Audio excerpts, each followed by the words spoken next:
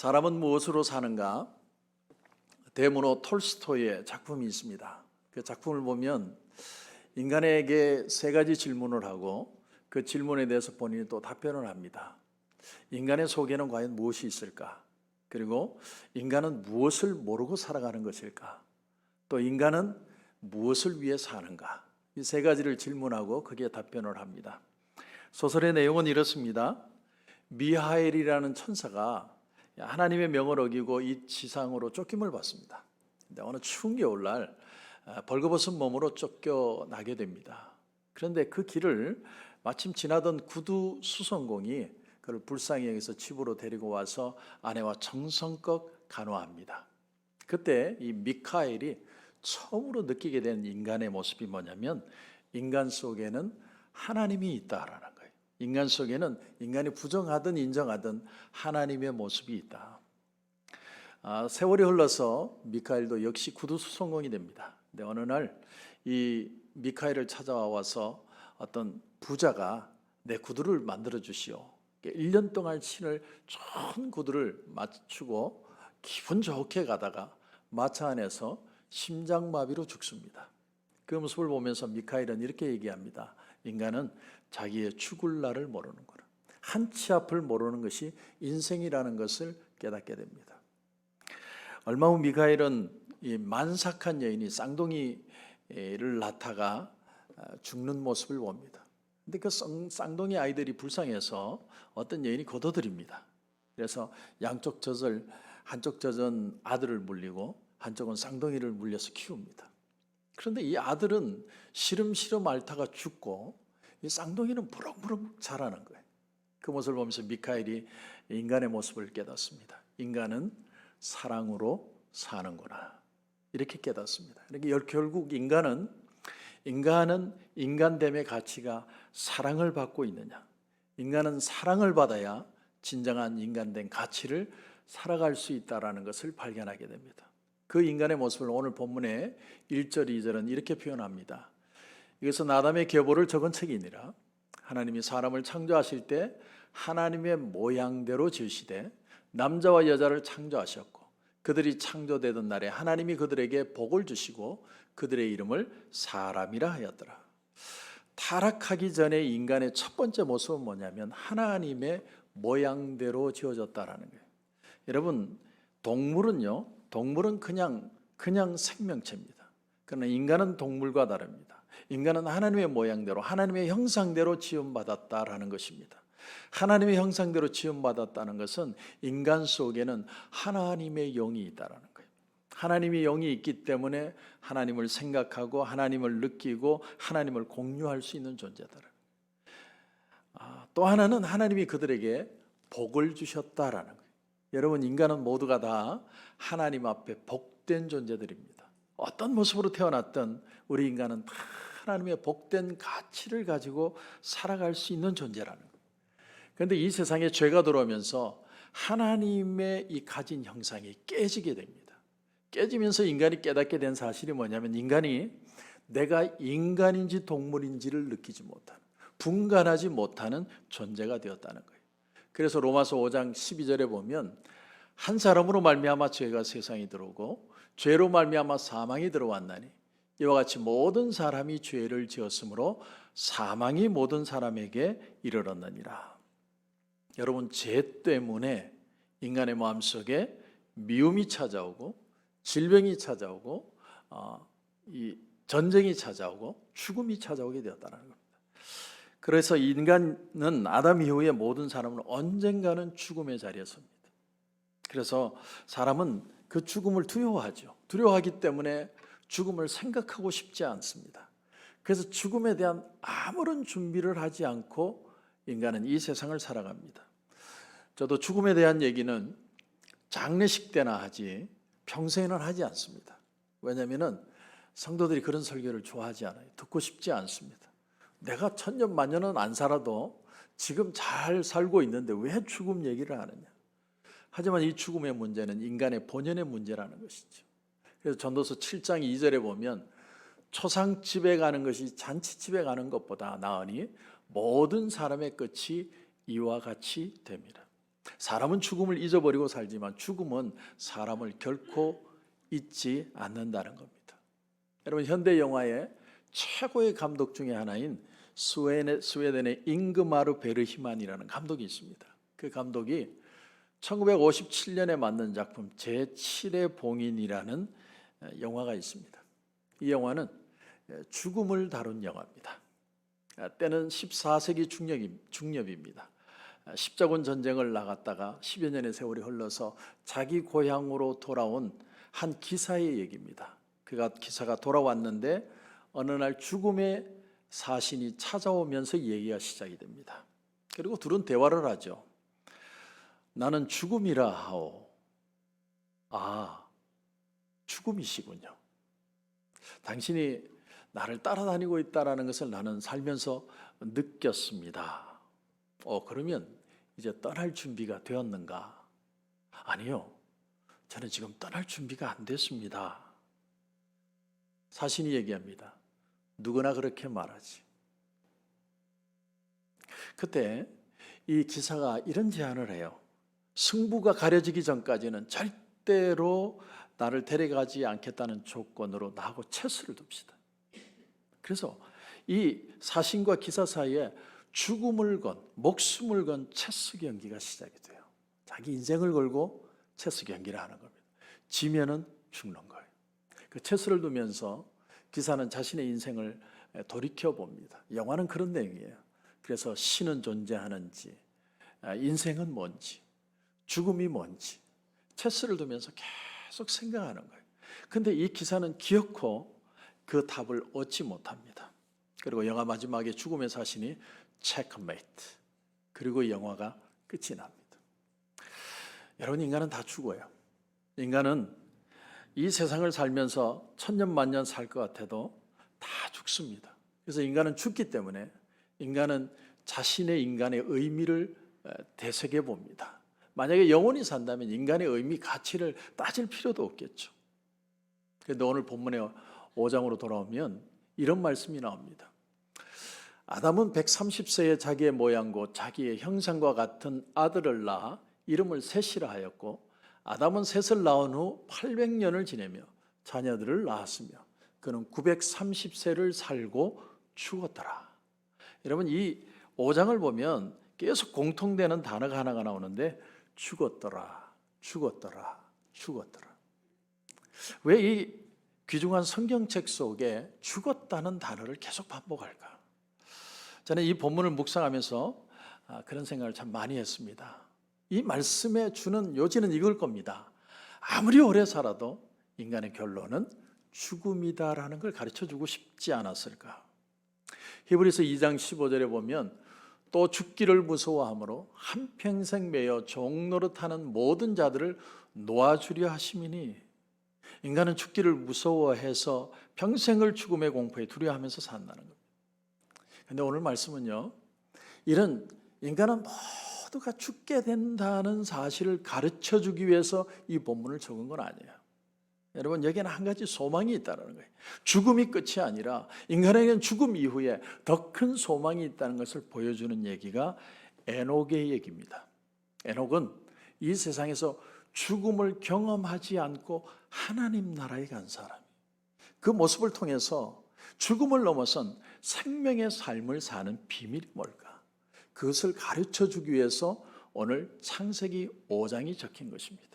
그래서 오늘 말씀에 21절 이하에 보면 65세의 무드셀라를 낳았고, 무드셀라를 낳은 후 300년을 하나님과 동행하며 자녀들을 낳았으며 그는 365세를 살았더라. 에녹이 하나님과 동행하더니 하나님이 그를 데려가심으로 세상에 있지 아니하였더라. 이 모습을요, 히브리서 11장 5절에 보면 좀 더 자세히 얘기합니다. 믿음으로 에녹은 죽음을 보지 않고 옮겨졌으니 하나님이 그를 옮기심으로 다시 보이지 아니하였느니라. 그는 옮겨지기 전에 하나님을 기쁘시게 하는 자라 하는 증거를 받았느니라.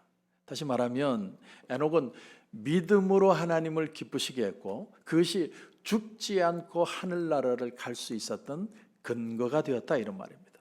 그렇다면 오늘 성경이 가르치는 죽음을 넘어설 수 있는 믿음의 삶이 뭘까?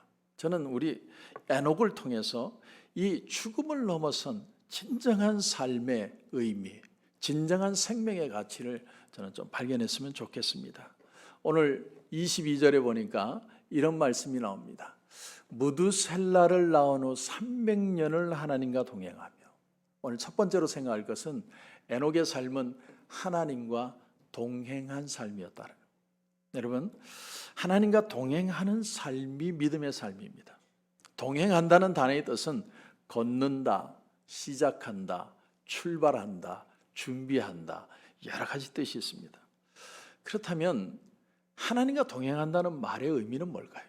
하나님과 동행한다는 건 믿음으로 하나님의 살아계심을 확신하고 그분의 뜻을 따라서 살려고 살아가는 의지입니다. 하나님 보시기에 의롭고 용기 있고 진실하게 사는 거예요. 우리가 연초에 교회표를 먹고 듣고 그러라 이렇게 정했습니다. 먹고 듣고 그러라. 하나님의 말씀을 먹고 그 말씀을 묵상하고 그 말씀을 한 발 한 발 실제로 살아보자는 거죠. 내가 때로는 낙심하기도 하고 넘어지기도 하고 인간의 인생에 고독도 느낄 때가 있지만 그러나 끝까지 걸어보자는 거예요. 걸어보면 하나님이 나를 성숙시키는 삶의 역사들이 반드시 일어난다는 거예요. 그러면 에녹이 살던 시대는 어떤 시대였는지 여러분 좀 우리가 알 필요가 있습니다. 6장 5절에 보면 여호와께서 사람의 죄악이 세상에 가득함과 그의 마음으로 생각하는 모든 계획이 항상 악할 뿐임을 보시고, 이런 악이 아주 팽배한 시대에 이 에녹이 살았다는 겁니다.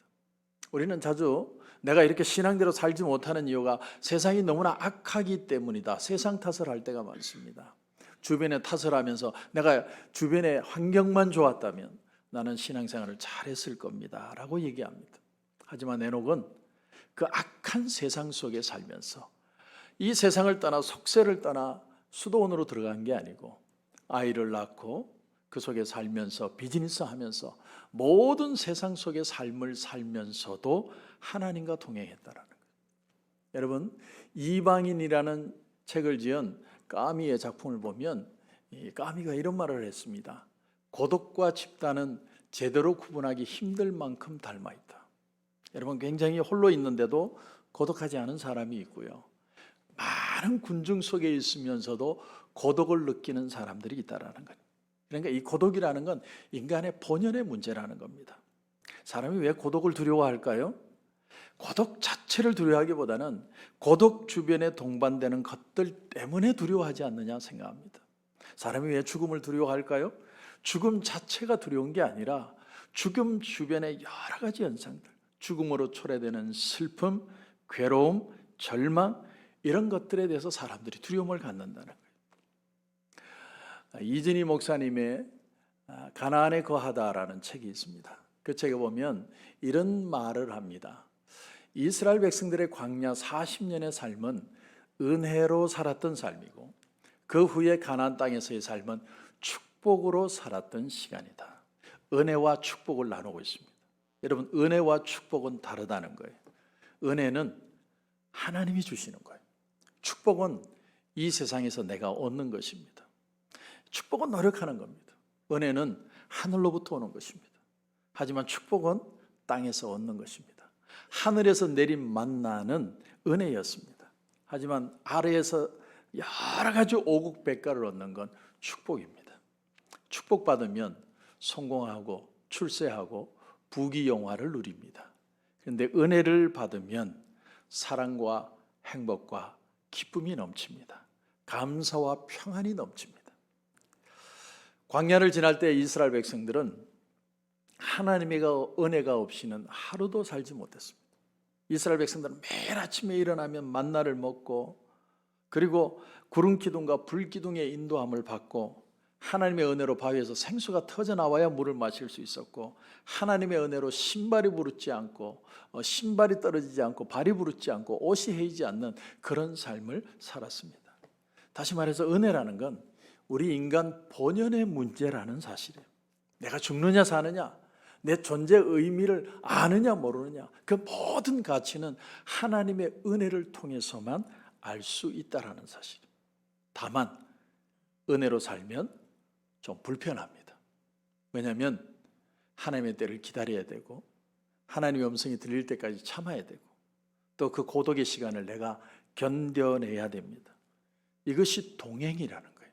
그런데 그 동행의 자리를 걸어갈 수 있으면 오늘 말씀의 에녹처럼 하나님의 은혜와 기쁨과 평안이 충만한 삶을 살아갈 수 있다라는 사실입니다. 두 번째는 여러분 믿음의 삶이라는 게 뭐냐? 히브리서 11장 5절에 보니까 믿음으로 에녹은 죽음을 보지 않고 옮겨졌으니 하나님이 그를 옮기심으로 다시 보이지 아니하였느니라. 그는 옮겨지기 전에 하나님을 기쁘시게 하는 자라 하는 증거를 받았느니라. 두 번째 믿음의 삶이라는 게 뭐냐면 하나님을 기쁘시게 하는 삶이 믿음의 삶이에요. 그러면 하나님을 기쁘시게 하는 삶이 어떤 삶일까? 구약성경에 보면 미가라는 선지자가 있습니다. 미가라는 선지자가 똑같은 질문을 했던 것 같습니다. 이런 말을 했습니다. 내가 무엇을 가지고 여호와 앞에 나가며 높으신 하나님께 경배할까? 내가 번제물로 1년 된 송아지를 가지고 그 앞에 나갈까? 여호와께서 천천의 순양이나 만민의 강물 같은 기름을 기뻐하실까? 내 허물을 위하여 내 맏아들을 내 영혼의 죄로 말미암아 내 몸의 열매를 드릴까? 이런 걸 아무리 드려도 하나님이 기뻐하시지 않는다는 거예요. 그러면 하나님은 무엇을 기뻐하시느냐? 그 다음 절을 보니까 사람아 주께서 선한 것이 무엇임을 내게 보이셨나니 여호와께서 내게 구하는 것은 오직 정의를 행하며 인자를 사랑하며 겸손하게 내 하나님과 함께 행하는 것이 아니냐. 이렇게 사는 것이 하나님이 기뻐하시는 삶이라는 거예요. 그러면 하나님의 정의를 행한다는 것이 무슨 말일까요? 하나님의 정의를 행한다는 건 하나님을 의식하면서 하나님 마음에 합하게 사는 거예요. 여러분 이 세상에 사는 사람들은요 하나님을 의식하지 않고 내 마음대로 삽니다. 여러분 하나님을 의식한다는 게 뭘까요? 내가 세상을 살면서 어떤 일을 하든 하나님은 이 일을 기뻐하실까? 하나님이 이 일을 합당하게 여기실까? 질문하면서 사는 겁니다. 질문하면서 행동하는 거예요. 그걸 하나님이 기뻐하시는 겁니다. 인자를 사랑한다. 인자를 사랑한다는 건 두 가지 뜻이 있어요. 첫째는 다른 사람을 있는 그대로 본다는 거예요. 여러분 사람의 가진 본연의 하나님의 형상 그대로 볼 수 있어야 정말 사람을 사랑할 수 있습니다. 저 사람은 이렇게 해서 나쁘고 저렇게 해서 문제가 있고 이렇게 생각하면 절대 사람 사랑하지 못합니다. 하나님이 보여주신 형상 그대로 보는 것이 인자를 사랑하는 겁니다. 또 하나는 예수님은 자신을 가리켜서 인자라고 표현하셨어요. 내가 십자가에 달리신 예수님을 묵상하며 사는 거예요. 내가 예수님을 사랑하며 사는 겁니다. 주님의 은혜 안에서 오늘 하루를 살아낼 수 있는 힘을 얻는 겁니다. 그런가 하면 세 번째로 겸손하게 내 하나님과 함께 행하는 것이다. 이 말은 이 세대를 본받지 않고 변화된 새 사람으로서 날마다 겸손히 하나님과 동행하겠다는 결단을 가지고 사는 걸 말합니다. 그러니까 하나님이 기뻐하시는 삶은 이 세 가지라는 거예요. 세 번째, 믿음의 삶은 무엇인가? 유다서 1장 14절 이하에 보면 이런 말씀이 나옵니다. 아담의 칠대소 에녹이 이 사람들에 대하여도 예언하여 이르되 보라 주께서 그 수만의 거룩한 자와 함께 임하셨으니 이는 뭇사람을 심판하사 모든 경건하지 않은 자가 경건하지 않게 행한 모든 경건하지 않은 일과 또 경건하지 않은 죄인들이 주를 거슬러 한 모든 완악한 말로 말미암아 그들을 정죄하려 하심이라. 이 말씀 무슨 얘기를 하는 거냐면 단지 에녹은 하나님과 동행만 한 것이 아니라 주님의 재림을 기다리며 증거하는 삶을 살았다는 거예요. 여러분 예수님이 오십니다. 우리는 너무 오랫동안 예수님이 오시지 않아서 예수님이 안 오실 것처럼 생각하지만 주님은 반드시 오십니다. 오실 주님을 기다리며 텐션을 가지고 살았다는 거예요. 가인의 아들들은 이 저주받은 세상을 개선해 보려고 헛된 시대에 그들의 모든 정력을 다 쏟을 때 에녹은 더 좋은 세상, 더 좋은 나라인 하나님의 나라를 이 세상에 증거하며 살았습니다. 이용걸 목사님이라는 목사님의 설교집을 보니까 에녹의 인생의 터닝 포인트가 언제였을까? 결정적으로 하나님과 동행했던 시기가 언제부터였을까? 그 목사님이 이렇게 설명을 합니다. 오늘 본문 21절 이하에 보니까 에녹은 65세에 무두셀라를 낳았고 무두셀라를 낳은 후 300년을 하나님과 동행했다 이렇게 표현합니다. 이 말씀을 보면 아이 낳고 300년 동안 하나님과 동행을 했다는 거예요. 다시 말하면 그 전에 아이를 낳기 전 65년은 평범하게 살았다는 거예요. 근데 65세 되던 해에 아이를 낳으면서 하나님과 동행하는 삶을 살았다는 거예요. 그렇다면 하나님과 동행하는 삶의 그 결정적인 근거가 뭐였을까? 이 사실을 알려면 그가 낳은 아들 무두셀라라는 아이의 이름을 알아야 돼요. 여러분, 무두셀라라는 이름의 뜻이 뭐냐면 창을 던지는 사람이라는 뜻입니다. 창을 던지는 사람. 여러분, 옛날에는요, 전쟁이 일어나면 항상 마을을 지킬 때 제일 앞에 누구를 세웠냐면 창 던지는 사람을 세웠습니다. 왜냐하면 창을 잘 던지는 사람이 적들이 오면 창을 던져서 적을 던져서 맞추는 그런 사람이 필요했기 때문에 제일 앞에 창 던지는 사람을 세웠어요. 그래서 만약에 창 던지는 사람이 넘어지면 그 마을은 완전히 정복이 되는 겁니다. 그래서 창 던지는 사람이 넘어지고 죽으면 그것이 바로 그 마을에는 심판이 되는 것이죠. 그래서 그가 죽으면 끝이다. 그가 죽으면 심판이다는 뜻도 같이 있습니다. 그래서 무두셀라라는 단어의 뜻은 창 던지는 사람, 그가 죽으면 심판이다. 이렇게 생각해 볼 수 있습니다. 에녹은 참 평범하게 살았어요. 아이 낳고 그저 직장 생활하고 목축업을 하고 그저 행복하고 즐겁게 살고 있었습니다. 근데 그의 나이 65세 때 아들을 하나 낳습니다. 그 아들의 이름이 무두셀라입니다. 근데 무두셀라를 낳았을 때 하나님이 그에게 나타나십니다. 그리고는 이렇게 말씀하시는 거예요. 에녹아, 네 아들이 죽는 해가 이 세상의 끝이 될 것이다. 너 이 세상을 봐라. 이 세상의 사람들이 얼마나 악하냐.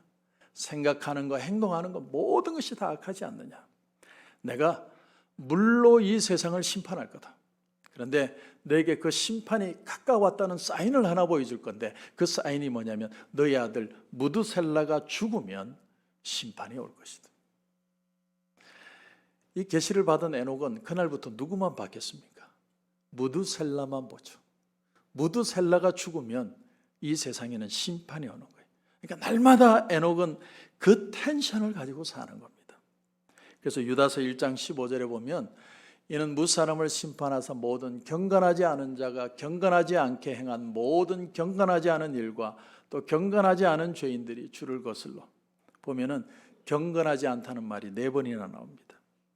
무두셀라를 낳고 나서 그 경건하지 않은 세상 속에서 무두셀라가 열만 나도 하나님의 마지막 때가 아닌가, 오늘일까 내일일까, 일주일 후일까 2주일 후일까, 날마다 텐션을 가지고 사는 거예요. 왜냐하면 무두셀라가 죽으면 이 세상은 심판이니까. 에녹은 아들을 바라보면서 자신의 생애를 되돌아보고 살았고 자신의 삶을 하루하루를 경건하게 살았을 겁니다. 이것이 에녹으로 하여금 하나님과 동행하는 삶을 살도록 만들었다는 사실이죠. 이동원 목사님의 설교지를 보면 이 얘기를 조금 더 애드합니다. 붙여서 놀라운 얘기를 합니다. 21절에 보면 에녹은 65세에 무두셀라를 낳았고 25절 이하에 보니까 무두셀라는 187세에 라멕을 낳고 라멕은 낳은 후 782년을 지내며 자녀를 낳았으며 그는 969세를 살고 죽었더라. 성경에서 가장 많이 살았죠. 라멕은 182세에 아들을 낳고 이름을 노아라 하며, 자, 이 말씀을 보니까 무두셀라의 손자가 노아입니다. 자, 그렇다면 무두셀라는 187세에 라멕을 낳았습니다. 라멕은 182세에 노아를 낳았습니다. 그러면 노아를 낳았을 때 무두셀라의 나이는 몇 살입니까? 여러분, 우리가 산수가 안 돼요. 187 더하기 182 하면 369세가 됩니다. 그러니까 369세가 되던 무두셀라의 나이 때 노아가 이 세상에 태어났다는 겁니다. 그리고 노아가 태어난 뒤에 몇 년을 살아요? 600년을 삽니다. 왜? 969세에 죽었으니까. 600년을 더 살아냅니다. 이것을 창세기 7장 11절은 이렇게 표현합니다. 노아가 600세 되던 해 둘째 달 곧 그 달 11의 날이라. 그날에 큰 기쁨의 샘들이 터지며 하늘의 창문들이 열려 40주야를 비가 땅에 쏟아졌더라. 노아가 600세 되는 해는 무두셀라의 나이가 몇 살이에요? 369 더하기 600 하면 969세죠. 무드셀라가 몇 살에 죽었습니까? 969세에 죽었죠. 그러니까 무드셀라가 죽는 그 순간에 하늘이 열리고 비가 억수같이 오면서 땅이 터지면서 물로 세상을 심판한 거예요. 무드셀라의 이름의 뜻이 뭐라고요? 그가 죽으면 심판이 온다. 하나님이 약속을 지켰습니까? 안 지켰습니까?